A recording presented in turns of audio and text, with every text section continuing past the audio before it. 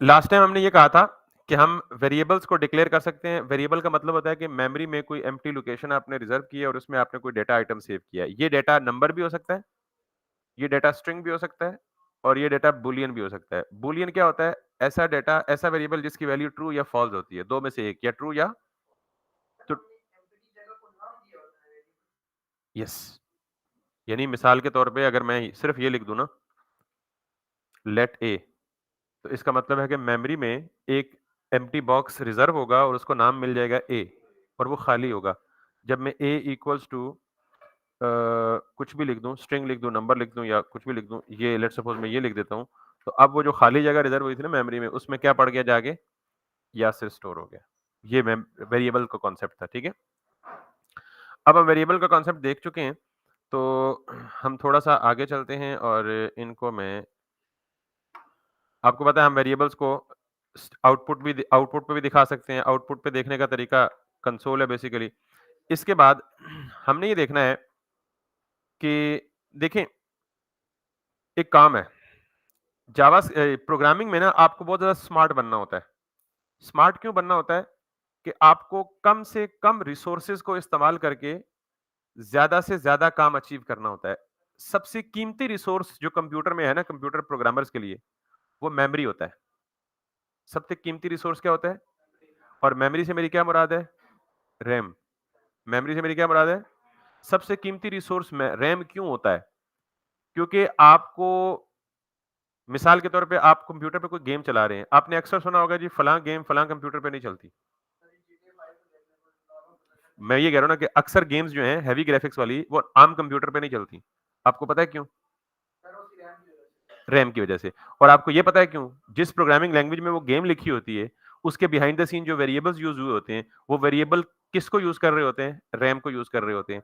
अगर वो इतनी ज्यादा जगह ऑक्यूपाई करेंगे कि रैम में उतनी जगह ही नहीं अवेलेबल होगी, तो फिर 4 GB RAM is not enough. फिर आपको क्या लगाना पड़ेगा? 8 GB रैम।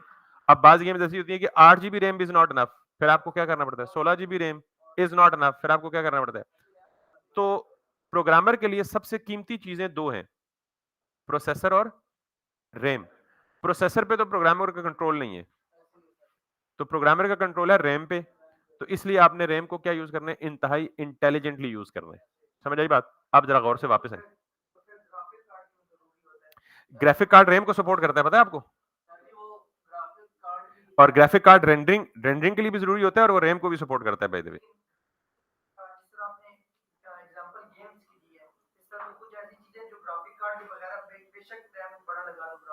बिल्कुल नहीं करती, वो तो रेंडरिंग के लिए, ग्राफिक्स के लिए भी तो इंपॉर्टेंट चीज होती है ना। ग्राफिक कार्ड दो चीजें करता है। एक तो आपने अक्सर सुना होगा शेड ग्राफिक, अभी मुझे ऑपरेटिंग सिस्टम की डिटेल में ले जाएंगे आप, तो मैं तो घंटा बोलता रहूंगा। बेसिकली ग्राफिक कार्ड दो काम करता है। एक तो आपका जो डिस्प्ले है ना, ग्राफिक ग्राफिक कार्ड डिस्प्ले को कंट्रोल करता है, और दूसरा, अगर लेट्स सपोज आपने कभी सुना है कि शेड कार्ड और डेडिकेटेड कार्ड क्या होता है? अगर आपके किसी सिस्टम में ग्राफिक कार्ड नहीं है, तो आपकी रैम ही शेयर कर रही होती है, रैम ही उस डिस्प्ले को भी सपोर्ट कर रही होती है। जैसे अक्सर लैपटॉप्स में नॉर्मली ग्राफिक कार्ड होता है। तो खैर, ग्राफिक कार्ड के और भी बहुत सारे काम हैं, लेकिन उसका जो मेन काम है वो बेसिकली आपके डिस्प्ले को कंट्रोल कर रहा होता है, डिस्प्ले का रिस्पॉन्सिबल होता है, और उसमें भी उसको कुछ स्टोरेज भी चाहिए होती है और बहुत सारा और भी कुछ चाहिए होता है रेंडरिंग के लिए। खैर, cutting the story short, being programmer, आपका जो सबसे इंपॉर्टेंट रिसोर्स है ना, वो क्या है? मेमोरी है। वो चाहे ग्राफिक कार्ड की मेमोरी हो, चाहे वो रैम की मेमोरी हो, कुछ भी हो। हम फिलहाल किस रैम की बात कर रहे हैं? मेमोरी, यानी विच इज रैम ऑब्वियसली, ठीक है। सबसे कीमती रिसोर्स ये, और आपने इस रिसोर्स को सबसे ज्यादा इंटेलिजेंटली इस्तेमाल करना है, ठीक है। अब जरा गौर से सुनिएगा, मेरे कहने का मतलब ये है कि मैंने कहा था RAM consist of large number of consecutive memory blocks, ठीक है। अब मैं आपको कहूंगा जी कि जब मैंने ये लिखा ना, let a something be something, तो इसका मतलब ये है कि जब भी मैं कोई वेरिएबल डिक्लेयर करता हूं, तो वो वेरिएबल क्या करता है? यानी ये n1 है, तो n1 इसका मतलब है मेमोरी के एक किसी ब्लॉक का नाम होगा। ये n2 है, तो ये भी किसी दूसरे मेमोरी ब्लॉक का नाम होगा। रिजल्ट है, तो ये किसी तीसरे मेमोरी ब्लॉक का नाम होगा। और ए है, तो ये क्या है? किसी चौथे मेमोरी ब्लॉक का नाम होगा। अब मुझे बताएं, मैंने एक छोटा सा प्रोग्राम लिखा है दो नंबर्स को ऐड करने के लिए, तो मुझे कितनी मेमोरी चाहिए? अगर मैं कोई बहुत बड़ा कॉम्प्लेक्स काम करूंगा तो आप अंदाजा कर सकते हैं कि आपको कितनी ज्यादा मेमोरी रिक्वायर्ड है, ठीक है। सवाल ये है कि अगर तो मुझे एक ही नंबर चाहिए, एक ही नंबर स्टोर करना है तो फिर तो वेरिएबल ठीक है। इस केस में मुझे चाहिए n1, n2, रिजल्ट और a4। अब मिसाल के तौर पे मुझे एक नंबर नहीं स्टोर करना, मुझे ग्रुप ऑफ नंबर्स स्टोर करने हैं। किस लिए स्टोर करने हैं ये तो बात की बात है, लेकिन सपोज मेमोरी में डाटा स्टोर करने के कितने तरीके हैं हमने पहले वो पढ़ने हैं। अभी तक कितने तरीके पढ़े हैं डाटा स्टोर करने के? एक तरीका पढ़ा है। और कौन सा? Using variables. मतलब रैम में डाटा स्टोर करने के कितने तरीके पढ़े हैं? सिर्फ एक। कौन सा तरीका पढ़ा है? Using variables. दूसरा तरीका क्या है? अगर मुझे लेट सपोज ये नंबर सेव करने हैं, 23 है, 28 है, अलग अलग नंबर है, 29 है, 100 है, और इस तरह के बहुत सारे नंबर मुझे स्टोर करने हैं, ठीक है। 20-25 नंबर स्टोर करने हैं। तो अभी तक जो हमने एक ही तरीका मेमोरी में स्टोर करने का पढ़ा है वो क्या है? आप एक वेरिएबल इसके लिए डिक्लेयर कर लें, एक वेरिएबल इसके लिए डिक्लेयर कर लें, एक वेरिएबल इसके लिए डिक्लेयर कर लें, एक वेरिएबल इसके लिए डिक्लेयर कर लें। तो कितने वेरिएबल चाहिए होंगे आपके? 20 नंबर्स के लिए कितने चाहिए होंगे? 40 के लिए कितने चाहिए होंगे? हम एडे वेले तो नहीं बैठे हुए यार 40 दफा 40 वेरिएबल डिक्लेयर करते फिर। इट्स अ मैस ना। प्रॉब्लमेटिक है, टाइम वेस्टेज है, स्पेस वेस्टेज है, क्योंकि यहाँ 40 लाइनें सिर्फ वेरिएबल डिक्लेयर करने के लिए लगेंगी। तो इसके लिए प्रोग्रामिंग लैंग्वेजेस डेटा, जब आपके पास डेटा ग्रुप्स की फॉर्म में हो, मल्टीपल आइटम्स हो डेटा के, तो आप वेरिएबल्स को यूज नहीं करते। हालांकि कर सकते हैं, लेकिन क्यों नहीं करते? बहुत ज्यादा टाइम लगता है, बहुत ज्यादा स्पेस ऑक्यूपाई होती है, बहुत ज्यादा नंबर ऑफ लाइंस लिखनी पड़ती है कोड की। तो इस केस में आप एक और कन्वेंशन यूज करते हो कि आप इन सारे नंबर्स को स्क्वायर ब्रैकेट्स में इनक्लोज कर देते हो। सारे नंबर्स को क्या करते हो? इसी तरह कॉमा सेपरेशन के साथ स्क्वायर ब्रैकेट में इनक्लोज कर देते हो। और anything that is enclosed in a square bracket, उसको हम बोलते हैं अरे। क्या बोलते हैं? इसकी आप यूं एग्जांपल लें कि ये कुर्सी पड़ी है ना, कुर्सी एक स्पेस ही है ना, मेमोरी मेमोरी स्पेस कंसीडर कर लें। तो ये एक कुर्सी है तो इसका मतलब एक बंदे को बैठने के काम आएगी। लेकिन अगर मुझे 20 बंदे बिठाने हो तो मैं एक कुर्सी पे तो नहीं बिठा सकता ना। मैं क्या करूंगा? अरे ऑफ चेयर्स, यानी एक पूरी रो डिक्लेयर कर लूंगा, एक पूरी रो बना लूंगा चेयर्स की। आप यूं ही समझेंगे यही है कि जब भी मल्टीपल आइटम्स को आप इकट्ठा कहीं स्टोर करना चाहेंगे तो उनको क्या बना लेंगे? अरे बना लेंगे। अरे कैसे बनती है? Right all those numbers with the comma separation and surround them with the square bracket, that will become an array। समझ आ गई बात? अब इस पूरी अरे का कोई नाम भी होना चाहिए, तो मैं इसको वेरिएबल में सेव कर लेता हूं। लेट, आप कोई भी नाम दे दें, मैं मिसाल देता हूं जी, एस नाम दे दें इसको, ठीक। तो बिल्कुल ऐसे ही जैसे आप वेरिएबल में सिंपल सिंगल वैल्यू स्टोर करते थे, उसी तरह आप एक वेरिएबल में अरे भी स्टोर कर सकते हैं। और जब भी नाम आप अरे का सुने, आपके जहन में फौरन दो बातें आनी चाहिए। हमेशा स्क्वायर ब्रैकेट में होगी, और मल्टीपल वैल्यूज किससे सेपरेट होंगी? कॉमा से सेपरेट होंगी। अब ये मल्टीपल वैल्यूज स्ट्रिंग भी हो सकती हैं, नंबर भी हो सकती हैं, बुलियन भी हो सकती हैं। समझ आइए बात? Let's do it. बुलियन भी हो सकती है, Boolean. True false, true false, true false. Are you married? Are you married? Are you married? तो इस सवाल का जवाब आप या यस में दे सकते हैं, या आप ये नहीं कह सकते आधा मैरिड हूं और आधा नहीं। कह सकते हो तो बताएं। नहीं कह सकते ना। इट्स रेनिंग आउटसाइड, बाहर बारिश हो रही है। आप क्या जवाब देंगे? नहीं हो रही। आप मुझे या कहेंगे हो रही है, या कहेंगे नहीं हो रही। ये नहीं कह सकते हल्की हल्की। ये हल्की हल्की कुछ नहीं होता, हल्की हल्की तो हो तो रही है ना भाई, ज्यादा ओवर स्मार्ट नहीं बने ना, ठीक है। आपने सुबह का नाश्ता किया है, या आप कहेंगे किया, या कहेंगे नहीं किया। ये थोड़ा थोड़ा ज्यादा ज्यादा कुछ नहीं होता। तो ये जो सिचुएशन है ना, इनको हम बुलियन कहते हैं। ऐसे सवालात, ये ऐसी सिचुएशन या ऐसे वेरिएबल्स जिनका आंसर या यस में हो सकता है या there is no third possibility. Am I making sense? चले, तो उसको बोलेंगे कहते हैं। बहरहाल मैं अभी अभी ये करने लगा हूं। जब मैं स्क्वायर ब्रैकेट डाल दूं तो क्या होगा? अरे है बस। स्क्वायर ब्रैकेट जहां भी देखे ना, आंखें बंद करके कहते हैं ये अरे है। अब इसके अंदर क्या होना है? नंबर्स भी हो सकते हैं, स्ट्रिंग भी हो सकती हैं और बूलियन भी हो सकता है। अगर मैं नंबर दे दूं मिसाल के तौर पे, अच्छा अब मैं आपको कहूं जी कि अरे यूज क्यों करेंगे, अरे की जरूरत क्यों पड़ी? यस, जब आपको ज्यादा वैल्यूज इकट्ठी स्टोर करनी हो। ठीक है, मुझे 1 मिनट देंगे, ये को बेचैन हो रहा है फोन पे। अस्सलाम वालेकुम। ठीक ठाक अल्हम्दुलिल्लाह। मैं क्लास ले रहा था इसलिए आपकी कॉल काट दी।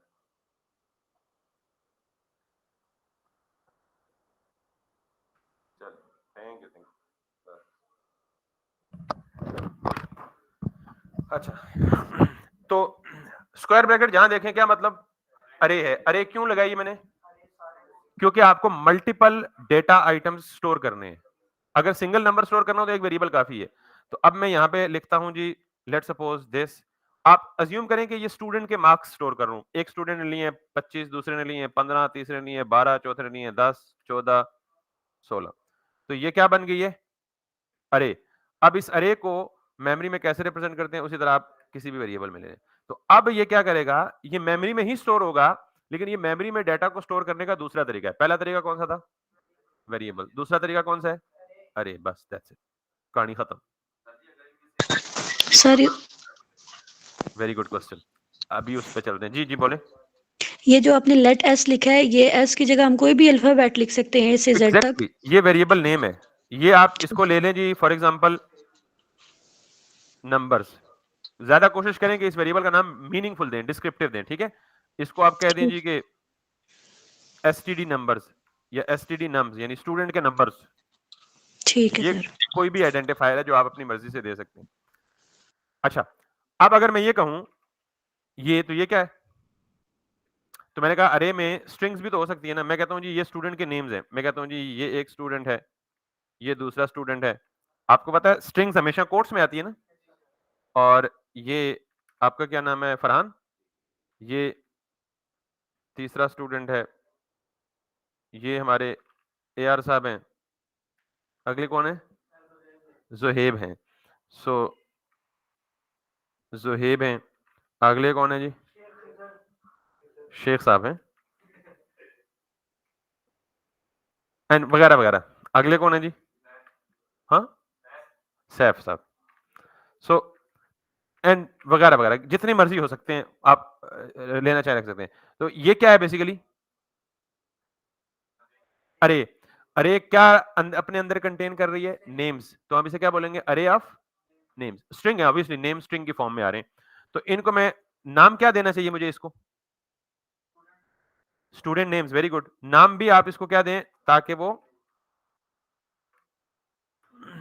ये है अरे, लेकिन ये अरे ऑफ नंबर्स है। ये है, ये भी है अरे, लेकिन ये अरे ऑफ स्ट्रिंग्स है। बात समझ आ गई ना?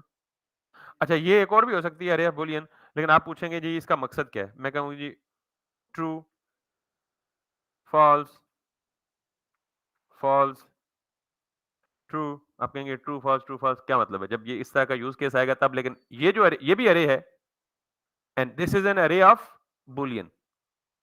समझ आ गई सबको? तो अभी तक सिर्फ क्या बता रहा हूं, मेमोरी में डेटा स्टोर करने का दूसरा तरीका क्या है? अरे। और अरे क्या करता है? कलेक्शन। अब एक सवाल पूछा है सर ने, हजरत साहब ने। वो सवाल ये है कि अगर इस पूरी अरे में से मुझे कोई एक वैल्यू डिस्प्ले करनी पड़े या एक वैल्यू उठानी पड़े तो कैसे उठाऊंगा? यही सवाल था आपका। सेम इधर भी है कि इस पूरी अरे में से मुझे सिर्फ जुहेब साहब उठाने हैं, तो कैसे पिक करूंगा? नॉर्मली देखे ना, पहले तो मैं आपको ये बता दूं, मैं इस कंसोल को कमेंट कर देता हूं, और अगर मैं इनको कंसोल कर दूं मिसाल के तौर पे लॉग और एसटीडी नेम्स, तो देखिएगा जरा, बड़ा इंटरेस्टिंग बात आई है। वो पूरी की पूरी अरे कंसोल पे आ गई। ठीक है, लेकिन एक बहुत इंटरेस्टिंग बात आपने देखी है, ये जो अरे का पहला एलिमेंट था, इसको उसने खुद से एक पोजीशन दे दी है। खुद से क्या दे दी है? तो इसका मतलब है अरे का जो पहला एलिमेंट होता है उसको हमेशा 0 पोजीशन मिलती है। क्या मिलती है उसको? जो दूसरा एलिमेंट होता है उसे 1 2 3 4, अरे में जितने एलिमेंट्स हैं उनको सीक्वेंस में एक एक पोजीशन मिल जाती है। उनका आसान हो गया ना। क्या आप मुझे जोहेब साहब उठाने हो तो कैसे उठाएंगे? उनकी पोजीशन से, उनकी पोजीशन क्या है 4 है। इस पोजीशन को प्रोग्रामिंग में कहते हैं इंडेक्स ऑफ एन अरे। क्या कहते हैं इसे? अरे का इंडेक्स। तो अरे का इंडेक्स हमेशा कहां से स्टार्ट होता है? 0 से। अरे का इंडेक्स हमेशा कहां से स्टार्ट होता है? 0 से स्टार्ट होता है। तो अब अगर मैं कहूं कि मुझे सारे स्टूडेंट के नेम डिस्प्ले नहीं करने बल्कि जोहेब साहब डिस्प्ले करने हैं सिर्फ, तो कैसे करूंगा पता है? 4 से नहीं ना, नेम एसटीडी अरे है ना, तो उस अरे नेम के साथ 4 लिख दे। इसका मतलब है कि सारे ना करो बल्कि इस नेम में जाओ, इस नेम में ये सारी पोजीशन सेव्ड है, जो 4th पोजीशन पे बंदा पड़ा हुआ है उसे उठा के लाओ। तो ये 0 है, ये 1 है, ये 2 है, ये 3 है और ये 4 है। क्लियर हो गया जी? अब मिसाल के तौर पे मैं यहां कहता हूं 10,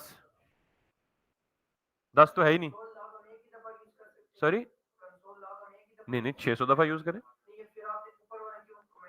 ताकि कंफ्यूजन ना हो आपको। दो चीजें इकट्ठी आएंगे अगेन तुसी फिर पूछना है उत्ते की सी ले ले, तुसी पूछो ये 170 कितों आया, तो मैंने इसलिए एहतियातन उसको कर दिया। लेकिन अब देखिए मैंने यहां क्या लिखा, 10, 10 इसमें है कहीं?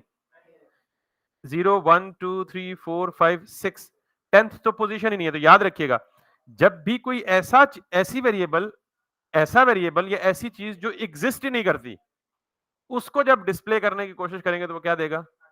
अनडिफाइंड। भाईजान ये डिफाइंड ही नहीं, ये मैंने पता ही नहीं केड़ी शय है। समझ आ गई बात? तो बेसिकली आज आपने सिर्फ और सिर्फ एक कॉन्सेप्ट पढ़ा है अभी, और वो है अरे। अरे is one of the ways through which we can save the data into the memory, या we can organize the data into the memory। Memory में डेटा को ऑर्गेनाइज करने के दो तरीके हैं, एक सिंपल वेरिएबल और दूसरा अरे। अरे कब और वेरिएबल कब? जब आपको सिंपल कोई एक सिंगल आइटम स्टोर करना हो तो वेरिएबल, जब आपको ग्रुप ऑफ डेटा आइटम्स या कलेक्शन मल्टीपल, वो स्ट्रिंग भी हो सकती है, नंबर भी हो सकता है, बूलियन भी हो सकता है, कुछ और भी हो सकता है, उनको स्टोर करना हो तो आप क्या स्टोर करेंगे? अरे। अरे की दो चीजें आपको याद रखनी है, अरे अपने हर एलिमेंट को बाय डिफॉल्ट खुद से एक पोजीशन दे देता है, हमेशा पोजीशन 0 से स्टार्ट होती है, देन 1 2 3 सीक्वेंस में जाती है। अरे के अंदर जितने एलिमेंट्स होंगे, यानी अरे के अंदर जितनी एंट्रीज होंगी, हर एंट्री को क्या कहेंगे? एलिमेंट ऑफ एन अरे। क्या कहेंगे? अब जितने एलिमेंट्स होंगे उनको काउंट करें, 1 2 3 4 5 6 7। जितने एलिमेंट्स होंगे उसको हम कहेंगे अरे की लेंथ। क्या कहेंगे? जैसे स्ट्रिंग की लेंथ हमने काउंट की थी ना, जितने कैरेक्टर्स हैं तो उनको काउंट करें तो वो क्या थी? स्ट्रिंग की लेंथ। अरे में जितने भी आइटम्स होंगे जैसे 1 2 3 4 5 6, तो इस अरे की लेंथ कितनी है? 6। इसकी कितनी है? 7। 0 से ही शुरू होगा। बिल्कुल मैं कायम हूं अपनी बात पे, इसमें भी 0 से शुरू होगा। हाँ, हर अरे जब आप डिक्लेयर करेंगे उसकी बाय डिफॉल्ट पोजीशन हमेशा कहां से स्टार्ट होगी? 0 से। There is no doubt about that. आपको क्यों लगा कि 0 से स्टार्ट नहीं होगा? 1 2 3 तो मैं नंबर ऑफ आइटम्स गिनने के लिए ना, लेकिन एक्चुअली उसकी पोजीशन स्टार्ट होगी 0 से। वो 0 नहीं गिनेगा ना, 0 0 तो कोई नंबर नहीं है ना, काउंटिंग में तो नहीं आता ना। ठीक है, तो काउंटिंग करने के लिए मैं 1 2 3 शुरू कर रहा हूं, पोजीशन उसकी 0 से स्टार्ट आ रही है। मिसाल के तौर पे पहली रो में कितनी कुर्सियां पड़ी हैं? 1 2 3 4 5। काउंटिंग में 5 आ रही हैं। अब मेरी मर्जी में पहली पे 0 लिख दूं या 10 लिख दूं। 10 11 12 13 14 15 है तो 5 ही, लेकिन पहली की पोजीशन क्या है? 10 है। दो डिफरेंट चीजें हैं। ठीक है, समझ आई? ओके,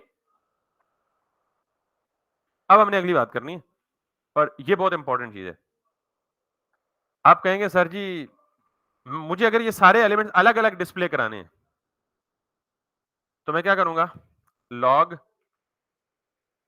एसटीडी नेम्स और 0 कॉपी पेस्ट कर लें और इसको कह दें जी 1, इसको कह दें जी 2, इसको कह दें 3, इसको कह दें 4, इसको कह दें 5, इसको कह दें 6, इसको कह दें 7।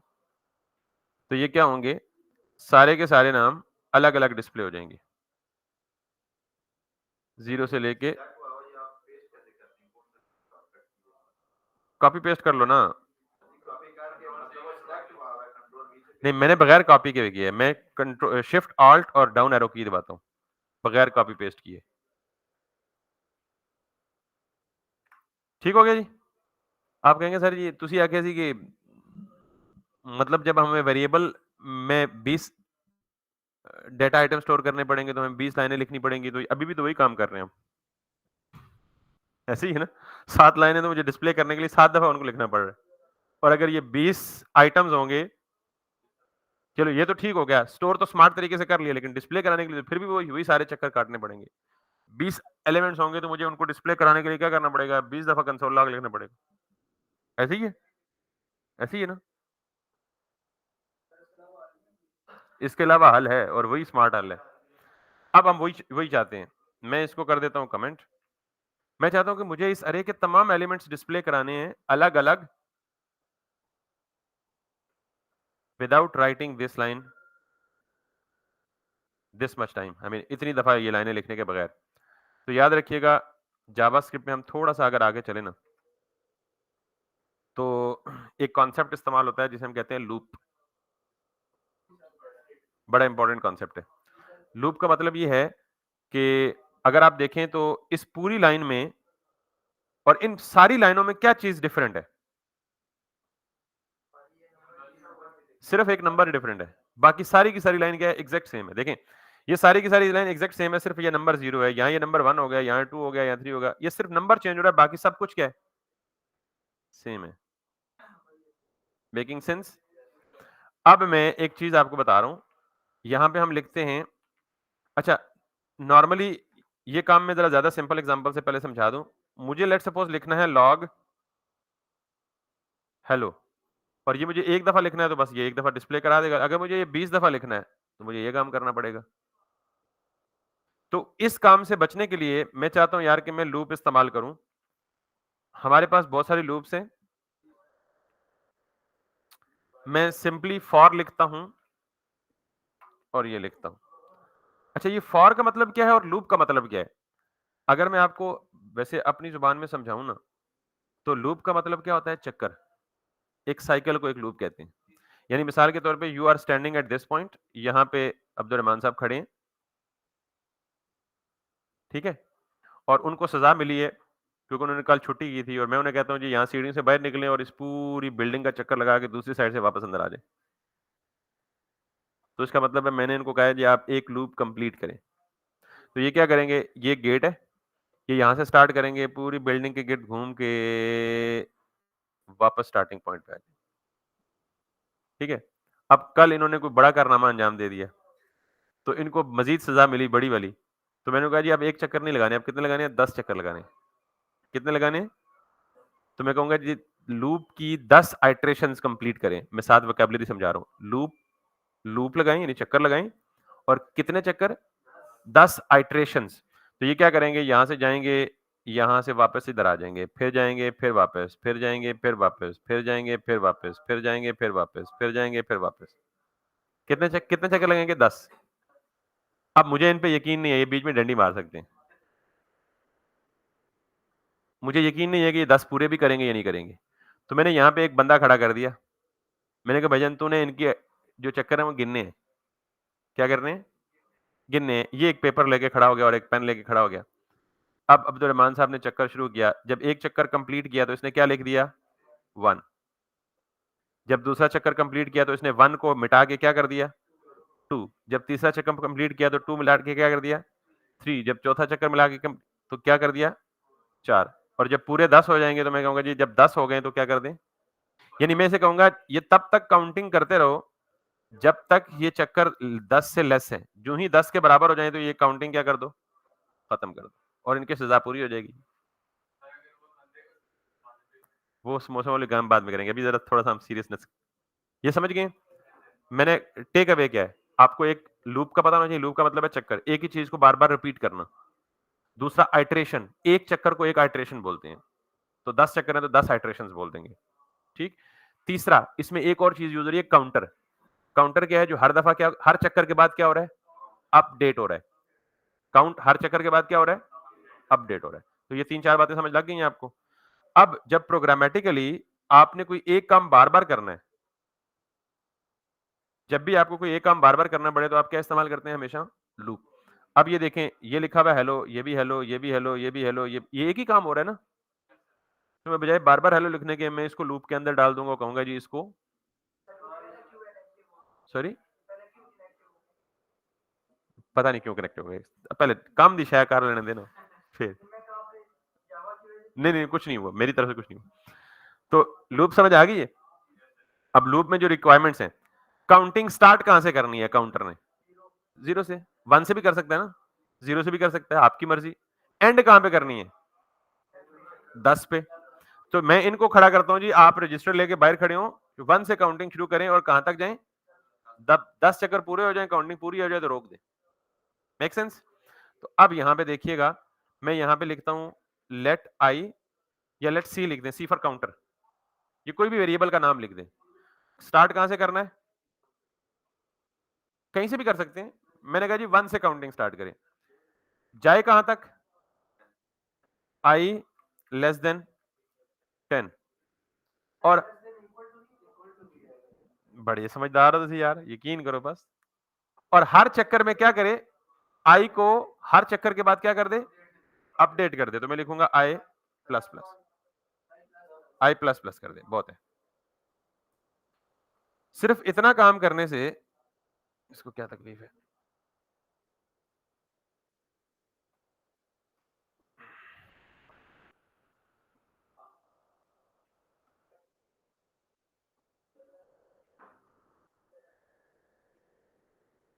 ओ, इधर मैंने सी लिखा है, इधर आई लिखा है। इंटरेस्टिंग।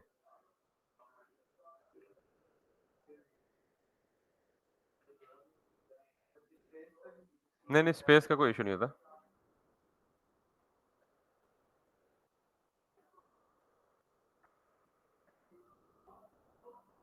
ओ भाई, ये मसला है। इन स्पेसेस का मसला नहीं है, लेकिन जो जावास्क्रिप्ट में वैलिड ऑपरेटर है ना, जैसे प्लस ऑपरेटर है, माइनस ऑपरेटर है, वैसे लेस देन और इक्वल टू यूं इकट्ठा लिखते हैं, इनके दरमियान आप स्पेस नहीं डाल सकते। ठीक है, ये मसला था मेरा। एनीवेज, अब मैंने आपको 3-4 चीजें लूप डायग्राम में बताई थी। पहली चीज, आपको काउंटर चाहिए। काउंटर ने स्टार्ट कहां से होना है? जाना कहां तक है? और हर दफा, हर चक्कर कंप्लीट करने के बाद एक क्या कर देना उसे? जब भी आपने लूप लगानी है, ये सिंटेक्स याद रख लें। ये वेरिएबल का नाम कुछ भी हो सकता है, सी, इट्स जस्ट लाइक। अब इसके अंदर आए और इसके अंदर लिखें लॉग हेलो। तो ये जो काम यहां 10 दफा कर रहा हूं, वो ये एक लाइन करेगी, 10 दफा डिस्प्ले करेगी। Let's see it, can you see this? वो डिस्प्ले करा नहीं रहा, एक ही लाइन है ना। तो ये भी स्मार्ट है ना ब्राउजर भी, कि बजाय मैं 10 डिफरेंट लाइनों में करने के यही दिखा रहा हूं भाईजान, 10 दफा चला ये इधर। यही कह रहा हूं ना, कंसोल भी स्मार्ट है ना भाई। ये नजर नहीं आ रहा 10 आपको? ये यकीन नहीं है? नॉर्मली जब हर आइटरेशन में आउटपुट सेम आता है, तो वो अलग अलग लाइन में नहीं डिस्प्ले करता, वो उसी को लिख के कहता है यार यही चीज 10 दफा हो रही है।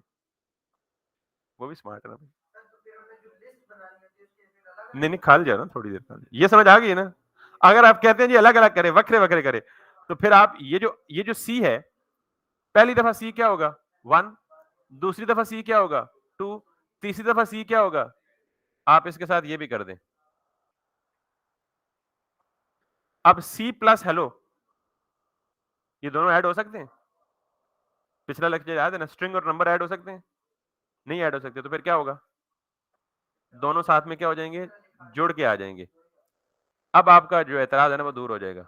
लो, अब हर दफा हेलो सेम नहीं है, नहीं है ना? क्योंकि 1 साथ कॉन्कैटिनेट हो गया, तो 1 hello, 2 hello, 3 hello, 4 hello, 5 hello, 6 hello, 7 hello, 8 hello, 9 hello, 10 hello, hello ये लो। अब ब्यूटी ऑफ लूप ये है कि आप सिर्फ यहां 100 कर दें,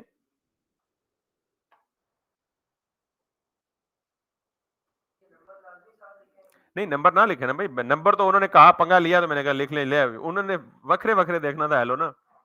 एक तो हर एक की डिमांड ही सेपरेट है ना, 100 इधर ही आ गए,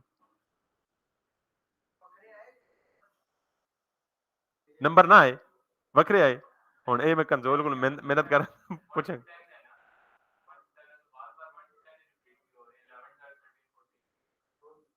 सवाल ही नहीं पैदा, 1 to 10 रिपीट हो रहा है। आपने देखा ही नहीं सही तरह से। नहीं नहीं, मैं दिखा देता बेटे, 100 तक जा रहा है भाईजान। ये है 10 11 12 13 14 15 16। तो लूप बेसिकली क्या करता है? लूप का पर्पस है आइटरेट करना। क्या करना? आइटरेट करना। अच्छा, अब सवाल हमारा ये नहीं था कि हमें हेलो प्रिंट करना है। सवाल हमारा था कि हमने क्या प्रिंट करना है? अरे के जितने एलिमेंट्स हैं उनको प्रिंट करना है। और नॉर्मली याद रखिएगा, लूप्स और अरे नॉर्मली इकट्ठे इस्तेमाल होते हैं। ठीक है, ये मेरा आखिरी। अब मैं इस हेलो के बजाय यहां पे लिखूंगा जी, लॉग करो, लेकिन किसको करो? एसटीडी नेम्स को करो और इनका इंडेक्स करो सी। अब जरा मुझे गौर से बताइएगा, टोटल लेंथ कितनी है? 1 2 3 4 5 6 7। मैं कहूंगा जी 0 से लेकर 7 तक जाओ। सी में पहली दफा क्या आएगा? 1, दूसरी दफा क्या आएगा? 2, तीसरी दफा क्या आएगा? 3। जबकि अरे का पहला इंडेक्स क्या होता है? 0। तो यहां से क्या करें आप? समझ आ गई बात? और अरे का आखिरी इंडेक्स क्या है? 0 1 2 3 4 5 6। तो यहां पे क्या कर दें? अब देखें, ये क्या कह रहा है? STD names. नॉर्मली जब हम हार्ड कोड करते थे, हमने क्या कहा था? STD name 0। तो ये क्या डिस्प्ले करेगा? पहला एलिमेंट अरे से। एसटीडी नेम 1 करेंगे तो क्या करेगा? अली। तो अब ये जो सी है, ये तो डायनामिकली कैलकुलेट हो रहा है ना। पहली दफा सी की वैल्यू 0 है, तो इधर आएगा एसटीडी नेम्स और सी की जगह सी की वैल्यू हो जाएगी 0। पहला नाम प्रिंट हो जाएगा। दूसरी दफा एसटीडी नेम्स और सी की वैल्यू हो जाएगी 1। दूसरा नाम प्रिंट हो जाएगा। तीसरा, चौथा, पांचवा, छठा, सातवां, आठवां। तो जो काम 1 2 3 4 5 6 7 8 लाइनें कर रही थी, वो काम अब कौन कर रहा है? सिर्फ एक लाइन कर रहा है। और अगर आपको ये काम इसके साथ करना है, स्टूडेंट नम्स के साथ, ये कर दें और इसका आखिरी इंडेक्स क्या है?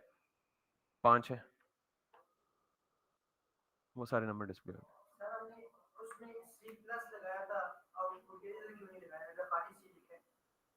अच्छा अच्छा, लास्ट लेक्चर नहीं देखा? लास्ट लेक्चर नहीं देखा आपने? फिर आप बताएं क्यों प्लस लगा? नहीं नहीं, फिर आप बताएं क्यों लगाया प्लस? नहीं मेरे बच्चे, मैंने लास्ट टाइम आपको ये बताया था कि अगर लॉग में दो नंबर्स को ऐड करें तो ये दोनों नंबर क्या हो जाते हैं? ऐड हो जाते हैं। अगर आप एक नंबर और एक स्ट्रिंग को ऐड करें तो क्या हो जाता है? कॉन्कैटिनेट हो जाते हैं ना। ठीक है, तो मैं सी और हेलो दोनों में प्लस लिखने का मतलब है दोनों को क्या करना चाहता था? कॉन्कैटिनेट। ऐड तो हो ही नहीं सकते ना भाईजान। सी नंबर है, हेलो स्ट्रिंग है, तो नंबर और स्ट्रिंग तो ऐड ही नहीं हो सकते। दोनों क्या हो जाएंगे? कॉन्कैटिनेट। यानी दोनों को मिला के शो करना चाह रहा था, इसलिए लिखा था। नहीं, हाँ हाँ,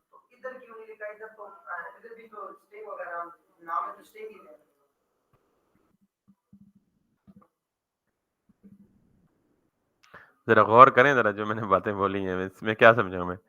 देखिए बेटा, ये स्ट्रिंग मैं इसके साथ किसी दूसरी स्ट्रिंग को कॉन्कैटिनेट नहीं करना चाह रहा, बल्कि मैं चाह रहा हूं इस अरे के अंदर से ये स्ट्रिंग बाहर निकाल के शो करूं। अगर मैं कहता ना सारे स्टूडेंट के नेम के साथ ग्रीटिंग्स लिख दें, हाय यासिर, हाय अली, हाय जोहेब, हाय यार, तो फिर आप ये कर दें। मिसाल के तौर पे मैं कहता हूं जी कि हाय दिस दिस। ये जो स्ट्रिंग है ये एज इट इज आउटपुट पे आएगी। ये स्टैटिक एफिक्स रहेगी क्योंकि स्ट्रिंग कांस्टेंट है। ये जो चीज है ये बारी बारी पहले जाएगी, ये नाम निकालेगी, फिर जाएगी, ये नाम निकालेगी, फिर ये निकालेगी, तो सबके साथ हाय हाय आ जाएगा। हाय 65 क्यों आया? क्योंकि हाय 65 ऊपर वाली है, ये स्टूडेंट नम्स यूज हो रही है। अगर स्टूडेंट नेम करूंगा तो ये क्लियर हो गया। अब तो मसला नहीं रहा ना। तो वो जो सी प्लस लिखा था ना, वो प्लस कॉन्कैटिनेशन के लिए लिखा था, वो उनकी रिक्वायरमेंट थी जी कि ये एक ही जगह क्यों शो हो रहे हैं, वक्री वक्री लाइन में क्यों नहीं शो हो रहे। खैर, आज का बड़ा इंपॉर्टेंट कॉन्सेप्ट ये यूज हुआ है बेटा कि लूप्स और अरेज नॉर्मली इकट्ठी यूज होती हैं। तो इसलिए मैंने लूप को पहले डिफरेंट एग्जांपल के साथ क्लियर किए।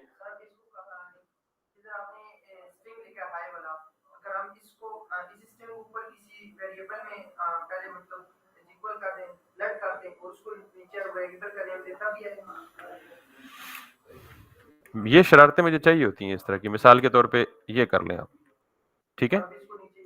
अच्छा, ये ए एरर क्यों दे रहा है पता है? ऊपर कहीं ए नाम का वेरिएबल पहले से यूज़ हुआ हुआ है, तो आप एक ही चीज़ को यूज़ नहीं कर सकते दोबारा। हम इसको एक्स कर लेते हैं, ठीक है? अब आप ये कह रहे हैं जी कि आप इसे एक्स प्लस करेंगे, बिल्कुल ठीक है, हो जाएगा, कोई मसला ही नहीं। हाँ? अलग किधर लिखा है? ऊपर लिखा हुआ है ना? कोई बात नहीं, ये पहचानेगा उसको।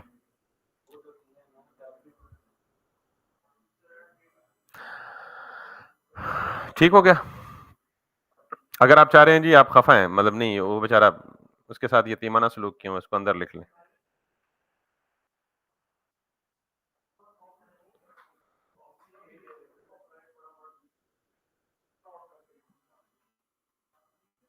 That's it. We are close to something big, something important, जिस पे आपको क्लिक करके एक चीज़ उधर भागती हुई नज़र आएगी, एक चीज़ उधर भागती हुई नज़र आएगी। ये हम उसी की तैयारी कर रहे हैं, ठीक है? एनिमेशंस लगानी है आपको, मूव करना है चीज़ों को, क्लिक पे डिस्प्ले करना है, हाइड करना है, किसी बटन के साथ इंटरैक्टिविटी करनी है, तो उन सारी चीज़ों के लिए इन कॉन्सेप्ट्स का होना ज़रूरी है। Thank you very much, will see you इंशाल्लाह टुमारो।